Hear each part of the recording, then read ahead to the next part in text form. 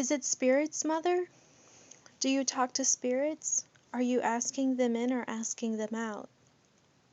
It's nothing, she said. She never explained anything that was really important. They no longer asked. When she came back from talking to the invisibilities, Brave Orchid saw that her sister was strewing the room. The paper people clung flat against the lamp shades, the chairs, the tablecloths. Moon Orchid left her fans unfolded in dragons with accordion bodies dangling from doorknobs. She was unrolling white silk. Men are good at stitching roosters. She was pointing out bird embroidery. It was amazing how a person could grow old without learning to put things away. Let's put these things away, Brave Orchid said. Oh, sister, said Moon Orchid, look what I have for you, and she held up a pale green silk dress lined in wool. In winter you can look like summer and be warm like summer. She unbuttoned the frogs to show the lining, thick and plaid like a blanket. Now where would I wear such a fancy dress? Said Brave Orchid. Give it to one of the children. I have bracelets and earrings for them. They're too young for jewelry. They'll lose it. They seem very big for children. The girls broke 6 jade bracelets playing baseball, and they can't endure pain. They scream when I squeeze their hands into the jade. Then that very day they'll break it. We'll put the jewelry in the bank, and we'll buy glass and black wood frames for the silk scrolls. She bundled up the sticks that opened into flowers. What were you doing carrying these scraps across the ocean? Brave Orchid took what was useful and solid into the back bedroom, where Moon Orchid would stay until they decided what she would do permanently. Moon Orchid picked up pieces of string, but bright colors and movements distracted her. Oh, look at this, she'd say. Just look at this. You have carp. She was turning the light off and on in the goldfish tank, which sat in the roll-top desk that Brave Orchid's husband had taken from the gambling house when it shut down during World War II. Moon Orchid looked up at the grandparents' photographs that hung on the wall above the desk. Then she turned around and looked at the opposite wall. There, equally large, were pictures of Brave Orchid and her husband. They had put up their own pictures because later the children would not have the sense to do it. Oh, look, said Moon Orchid, your pictures are up too. Why is that? No reason, nothing, said Brave Orchid. In America you can put anybody's picture you like. On the shelf of the roll-top desk, like a mantle under the grandparents' photos, there were bowls of plastic tangerines and oranges, crepe paper flowers, plastic vases, porcelain vases filled with sand and incense sticks. A clock sat on a white runner crocheted with red phoenixes and red words about how lucky and bright life is. Moon Orchid lifted the ruffles to look inside the pigeonholes. There were also pen trays and little drawers, enough so that the children could each have 1 or 2 for their very own. The fish tank took up half the desk space, and there was still room for writing. The roll top was gone. The children had broken it slat by slat when they hid inside the desk, pulling the top over themselves. The knee hole had boxes of toys that the married children's children played with now. Brave Orchid's husband had padlocked one large bottom cabinet in one drawer. Why do you keep it locked? Moon Orchid asked. What's in here? Nothing, he said. Nothing. If you want to poke around, said Brave Orchid, why don't you find out what's in the kitchen drawers so you can help me cook? They cooked enough food to cover the dining room and kitchen tables. Eat, Brave Orchid ordered. Eat. She would not allow anybody to talk while eating. In some families the children worked out a sign language, but here the children would speak English, which their parents didn't seem to hear. After they ate and cleaned up, Brave Orchid said, Now, we have to get down to business. What do you mean? Said her sister. She and her daughter held one another's hands. "Oh no, I don't want to listen to this," said Brave Orchid's husband, and left to read in bed. The three women sat in the enormous kitchen, with the butcher's block and two refrigerators. Brave Orchid had an inside stove in the kitchen and a stove outside on the back porch. All day long the outside stove cooked peelings and gristle into chicken feed. It horrified the children when they caught her throwing scraps of chicken into the chicken feed. Both stoves had been turned off for the night now, and the air was cooling.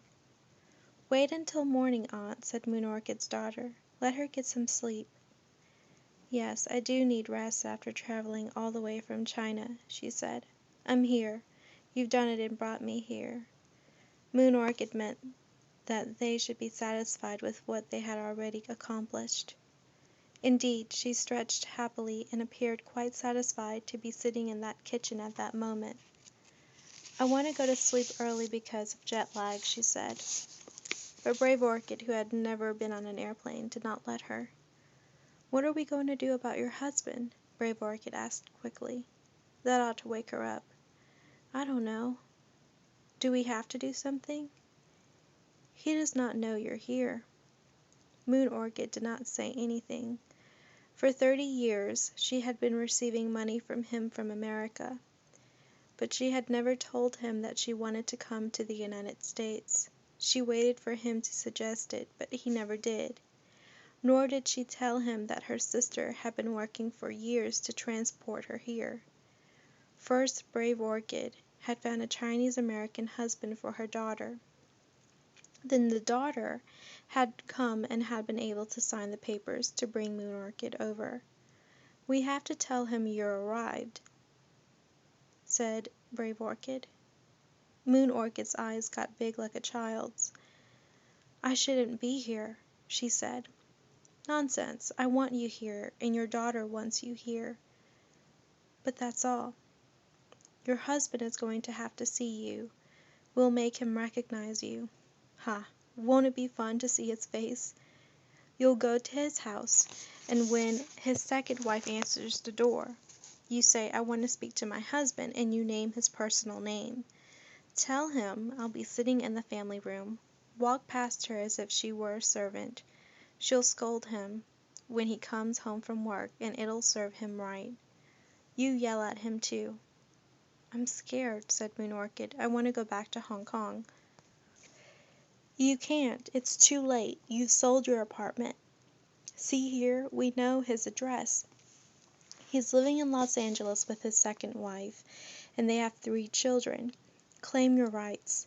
Those are your children. He's got 2 sons. You have 2 sons. You take them away from her. You become their mother." "Do you really think I can be a mother of sons? Don't you think they'll be loyal to her since she gave birth to them?" "The children will go to their true mother, you," said Brave Orchid.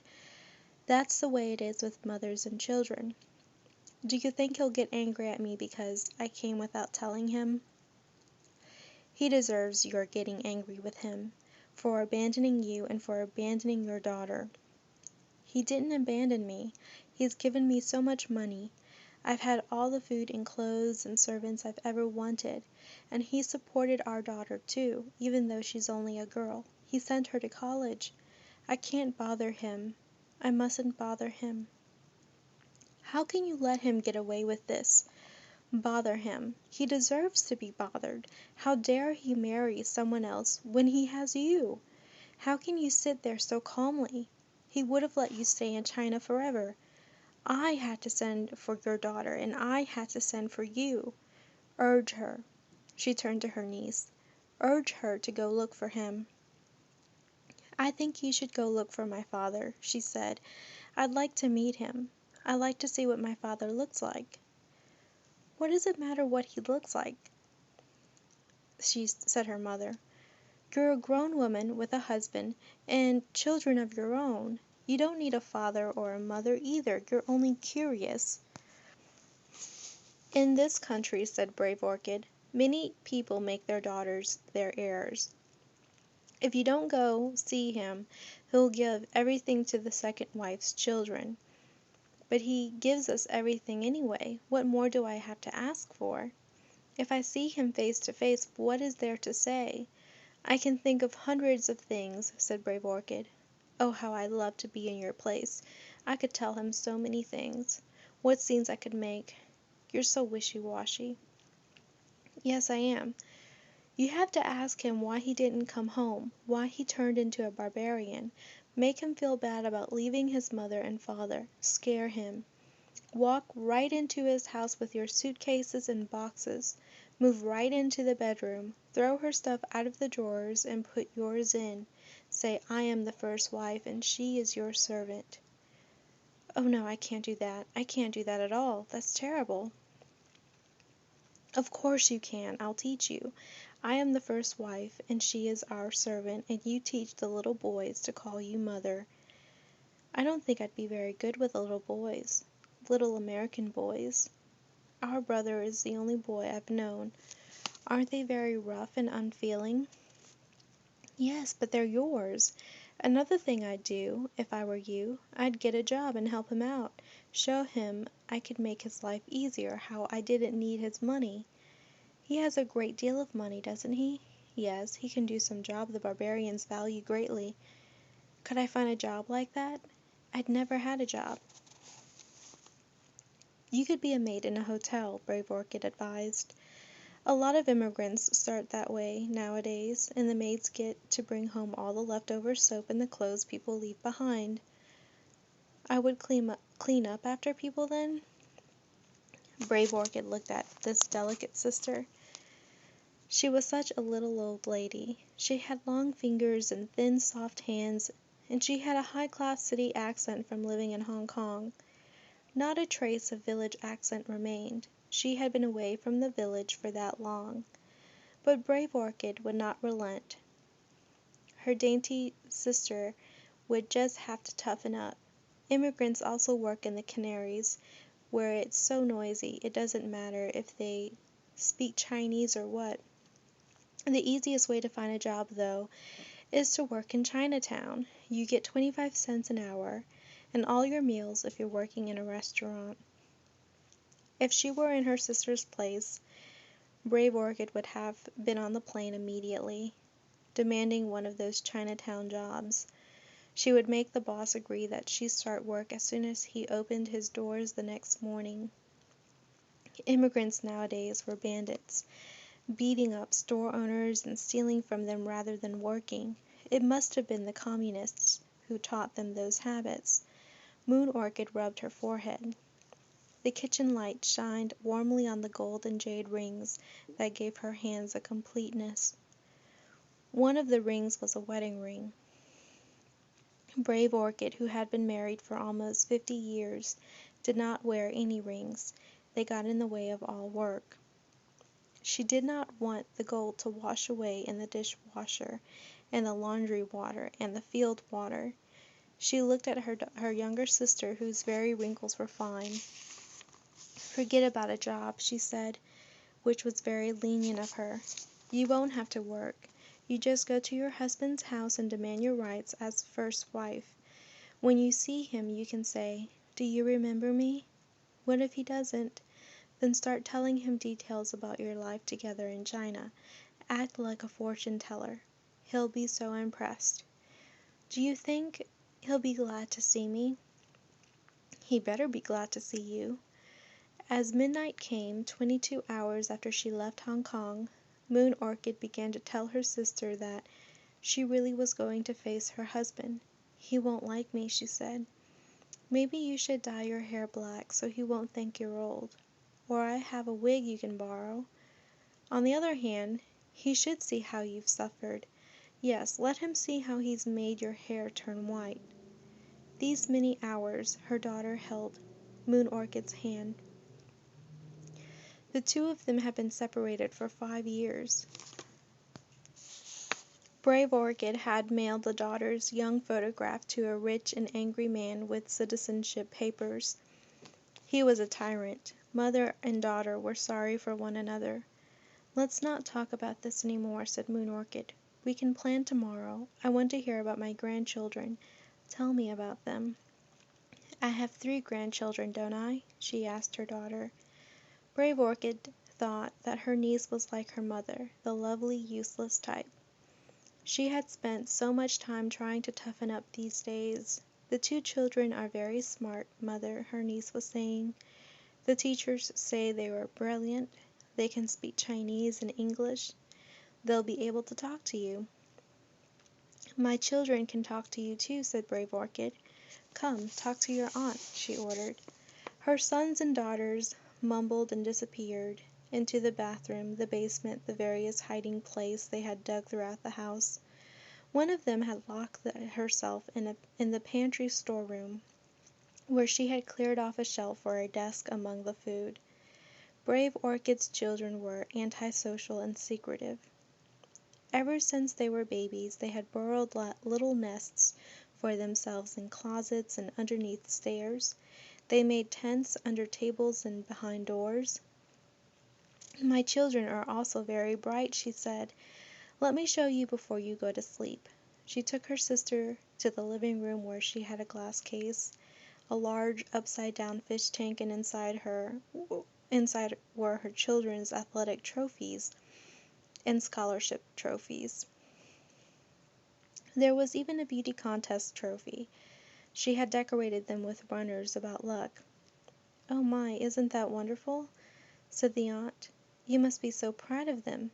Your children must be so smart. The children who were in the living room groaned and left. Brave Orchid did not understand why they were ashamed of the things they could do. It was hard to believe that they could do the things the trophies said they did. Maybe they had stolen them from the real winners. Maybe they had bought cups and medallions and pretended they'd won them. She'd have to accuse them and see how they reacted. Perhaps they fooled the ghost teachers and ghost coaches who couldn't tell smart Chinese from dumb Chinese. Her children certainly didn't seem like much. She made some of the children sleep on the floor and put Moon Orchid and her daughter in their room. Will my mother be living at your house or my house? Her niece asked Brave Orchid. She's going to live with her husband. Brave Orchid was firm. She would not forget about this subject in the morning. The next day, immediately after breakfast, Brave Orchid talked about driving to Los Angeles. They would not take the coast route along mountainsides that dropped into the sea, the way her children who liked carnival rides would want to go. She would make them take the inland route, flat and direct. The first thing you've got to ask your husband, she said, is why he never came back to China when he got rich. All right, said Moon Orchid. She was poking about the house, holding cans up to her ear, trailing after the children. He probably has a car, Brave Orchid persisted. He can drive you places. Should he tell you to go away, turn around at the door and say, "May I come and watch your television now and then?" Oh, wouldn't that be pathetic? But he won't kick you out. No, he won't. You walk right into the bedroom and you open up the second wife's closet. Take whatever clothes you like. That will give you an American wardrobe. Oh, I can't do that. You can. Take first sister-in-law as your example. Their only brother had had a first wife in the village, but he took a second wife in Singapore where he went to make his gold. Big wife suffered during the revolution. The communists will kill me, she wrote to her husband, and you're having fun in Singapore. Little wife felt so sorry for her. She reminded her husband that he owed it to Big wife to get her out of China before it was too late. Little wife saved the passage fare and did the paperwork. But when Big wife came, she chased Little wife out of the house. There was nothing for their husband to do but build a second house, one for each wife and the children of each wife. They did get together, however, for yearly family portraits. Their sons' first and second wives were also in the pictures. First wives next to the husbands and second wives standing among the children. Copy our sister-in-law, Brave Orchid instructed. Make life unbearable for the second wife, and she'll leave. He'll have to build her a second house. I wouldn't mind if she stays, said Moon Orchid. She can comb my hair and keep house. She can wash dishes and serve our meals, and she can take care of the little boys." Moon Orchid laughed. Again it occurred to Brave Orchid that her sister wasn't very bright, and she had not gotten any smarter in the last 30 years. "You must make it plain to your husband right at the start what you expect of him. That is what a wife is for, to scold her husband into becoming a good man. Tell him there will be no third wife. Tell him you may go visiting any time you please, and I, the big sister, may visit your house for as long as I please. Let him know exactly how much money you expect for allowance." "Should I ask for more or less money now that I'm here?" "More, of course. Food costs more here. Tell him that your daughter, who is the oldest, must inherit his property. You have to establish these things at the start. Don't begin meek." Sometimes Moon Orchid seemed to listen too readily, as if her sister were only talking story. "Have you seen him in all these years?" she asked Brave Orchid. "No. The last time I saw him was in China, with you. What a terrible, ugly man he must be not to send for you. I'll bet he's hoping you'd be satisfied with his money. How evil he is. You've had to live like a widow for 30 years. You're lucky he didn't have his second wife write you telling you he's dead." "Oh no, he wouldn't do that." "Of course not. He would be afraid of cursing himself. But if he is so ugly and mean, maybe I shouldn't bother with him." "I remember him," said her daughter. "He wrote me a nice letter." "You couldn't remember him," said her mother. "You were an infant when he left. He never writes letters, he only sends money orders." Moon Orchid hoped that the summer would wear away while her sister talked, that Brave Orchid would then find autumn too cold for travel. Brave Orchid did not enjoy traveling. She found it so nauseating that she was still recovering from the trip to San Francisco. Many of the children were home for the summer, and Moon Orchid tried to figure out which one was which. Brave Orchid had written about them in her letters, and Moon Orchid tried to match them up with the descriptions. There was indeed an oldest girl who was absent-minded and messy. She had an American name that sounded like ink in Chinese. "Ink," Moon Orchid called out. Sure enough, a girl smeared with ink said yes. Then Brave Orchid worried over a laughter who had the mark of an unlucky woman. Yes, there was certainly a girl with an upper lip as curled as Bridget Bardot's. Moon Orchid rubbed this niece's hands and cold feet. There was a boy Brave Orchid said was thick-headed. She had written that when he crawled as a baby, his head was so heavy he kept dropping it on the floor. Moon Orchid did indeed see a boy whose head was big, his curls enlarging it, his eyebrows thick and slated like an opera warrior's. Moon Orchid could not tell whether he was any less quick than the others. None of them were articulate or friendly. Brave Orchid had written about a boy whose oddity it was to stick pencil stubs in his ears. Moon Orchid sneaked up on the boys and lifted their hair to look for pencil stubs. "He hangs upside down from the furniture like a bat," his mother wrote, "and he doesn't obey." Moon Orchid didn't find a boy who looked like a bat and no stubs, so decided that that boy must be the one in Vietnam, and the nephew with the round face and round eyes was the inaccessible Cliff. She immediately recognized the youngest girl, the raging Billows. "Stop following me around," she shouted at her aunt. "Quit hanging over my neck." "What are you doing?" Moon Orchid would ask. "What are you reading?" "Nothing," this girl would yell. "You're breathing on me. Don't breathe on me." It took Moon Orchid several weeks to figure out just how many children there were, because some only visited and did not live at home. Some seemed to be married and had children of their own. The babies that spoke no Chinese at all, she decided, were the grandchildren. None of Brave Orchid's children was happy like the two real Chinese babies who died. Maybe what was wrong was that they had no oldest son and no oldest daughter to guide them. "I don't see how any of them could support themselves," Brave Orchid said. I don't see how anybody could want to marry them. Yet, Moon Orchid noticed some of them seemed to have a husband or a wife who found them bearable.